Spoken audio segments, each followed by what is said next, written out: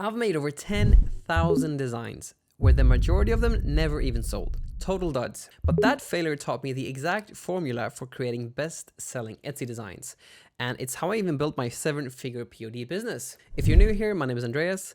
Over the past 4 years, I've sold over $1.5 million in print-on-demand products on Amazon Merch on Demand and Etsy, all from my home in Sweden.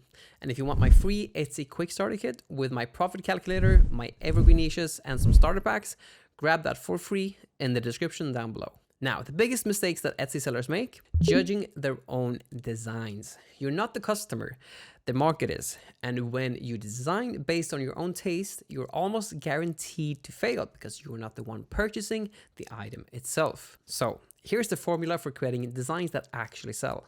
You take a best-selling design style plus a relevant best-selling element from the niche times a new niche. That equals results.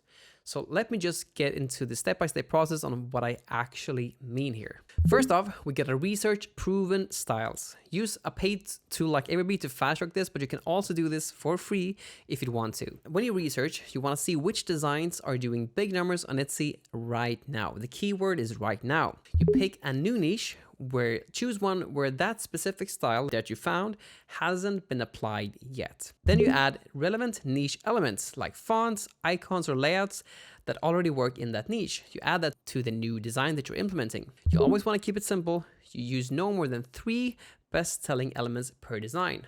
Otherwise, it's too complex. Then you validate and scale. You test to see what works, then you scale into more niches using AI with tools like My Designs once you actually know that something actually works, once it actually gets sales. Not views, not visits, but sales. So as an example here, I'm using Everbee here, and that shows that this specific shirt is doing an insane amount of volume in one specific niche, and a totally different one is crushing in another niche. So we can just determine from that the exact design style is doing really, really well. So as an example, the bootleg wrap tee here, it works really well in niche A. It's untested in this new niche, which is niche B. We add a proven font to this wrap tee design style in that niche B for a much higher chance of actually working in this new niche. So we combine the two elements. And some mistakes that people do here is that they just drop a new design style into a new niche with no relevant elements. It kind of feels out of place in that case. You want to add some new elements to make it actually work in the niche itself with the design. Mistake number 2 is overcomplicating stuff, like using 45 different elements, always maximum 3. Otherwise, it's just too complex. Always keep the design simple. Now, in order to scale this, once you've actually nailed the formula and you find designs that actually work, I would recommend to use AI prompts in My Designs to generate variations fast.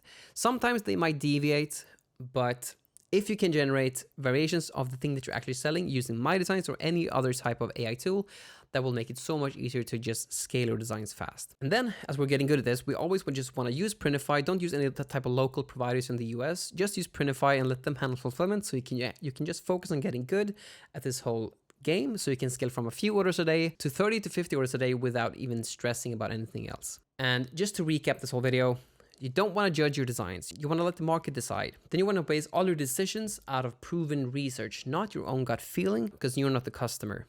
You want to apply design styles into new niches with relevant elements. That is really, really key. And when it comes to the design itself, just don't overcomplicate stuff. Keep it simple. Maximum 3 elements combined. Otherwise, they're too complex. And then once you've actually found designs that actually work, scale them with AI, with the help of AI.